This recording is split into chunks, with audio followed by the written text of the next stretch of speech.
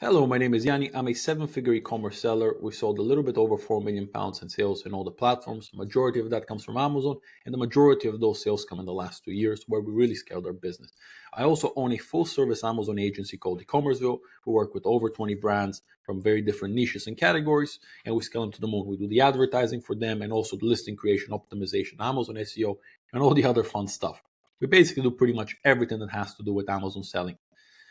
Now, today I want to talk about Amazon advertising and more specifically Amazon automatic advertising. I want to show you how to launch an Amazon automatic advertising, the different strategy we use, and what I think is the best way to use it. So first, let me explain the difference between manual advertising and automatic advertising. So manual is you're basically telling Amazon what to advertise on. You give them 3, 5, 10 keywords. I always suggest to kind of stay under 6, 7 keywords. 3 to 5 keywords is where we found is the sweet spot, but that's another topic for another video.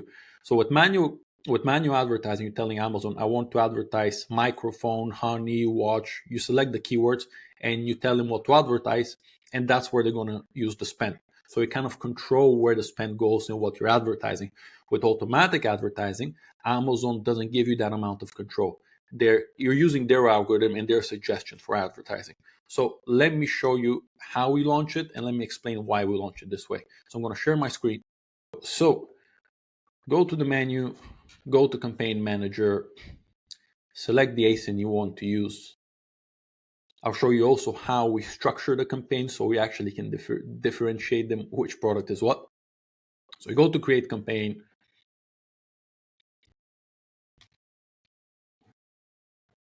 You go to Sponsored Products. We're not interested in Sponsored Brand or Sponsored Display so far. So add group name. I usually go with either the ASIN or the product name. So let's say Casio watch. So you can put Cas W, and then the type of campaign we're going to launch. So it's close, and I'll explain what this means, right? So we're going to select one of these just for argument's sake. I'm going to copy this because then it's going later on. And now here with automatic targeting, right? You have the manual and the automatic. We select the automatic. And here Amazon is going to give you the default bid. Now, we're not going to launch this. We're going to launch this. Set bids by targeting group. I'm going to launch 4 campaigns per product. And we're going to remove loose, substitute, and complements. And of course, you can always check what this means: close, loose, substitute. So basically what Amazon explaining is they're going to show your ad shoppers for search term closely related to your product. So for example, if it's cotton sheets, they're going to show it for Doppler 400 cotton sheets. So if it's a Casio watch, they're going to show it for a different type of watch. So close match. Now Amazon here is suggesting between 47 and 75p. Now here is where a lot of people debate what bid you should use and what you shouldn't. The general rule for bids on Amazon is the higher the bid, the more results you get and more impressions. That doesn't mean you get more profit, because if I put a bid of £1, I'm most likely going to get a lot of impressions, but they're going to be very expensive and my cost is going to be very high. So the key here is to know how much profit you make per product. So if your product makes £1 in profit and you put your bid at £1, you're always going to kind of lose money, unless it's a very subscription heavy product and a very replenishable product, and you're not going to spend that much money for future customers. But again, it's a different topic here.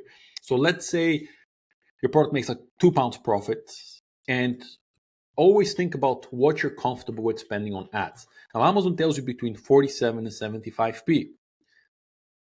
If you really want more results and more impressions, I would be around these numbers. This is based again on experience. Now, if you want to kind of start testing it, you can always put it between 15 and 20. So let's say we start with 15, but bear in mind your results might be limited because of it. So 15p. After that, this is negative keyword targeting. We don't need to touch it yet. It's basically telling Amazon what you don't want them to target. Don't touch that yet. Here's the campaign bidding strategy. And Amazon offers you 3 types: dynamic bids up and down, dynamic bids down only, and fixed bids. Dynamic bids up and down, it's pretty self-explanatory. Amazon can raise the bid by a maximum of 100%. So if your bid is £1, they can raise it to £2. They also say they can lower it when it's unlikely to convert, but based on experience, they don't really do that. They just kind of up it. So dynamic bits up and down if you really want to push sales, but also think about your cost is probably going to be higher, use that. Dynamic bits down only is the opposite. So they won't increase the bits if they think your sales are good, they think you're going to increase your conversion, but they're going to lower it if they think you're not going to convert. So this is usually a better strategy if you kind of want to manage your ad spend. So I will definitely recommend if you don't want to spend too much, maybe use this.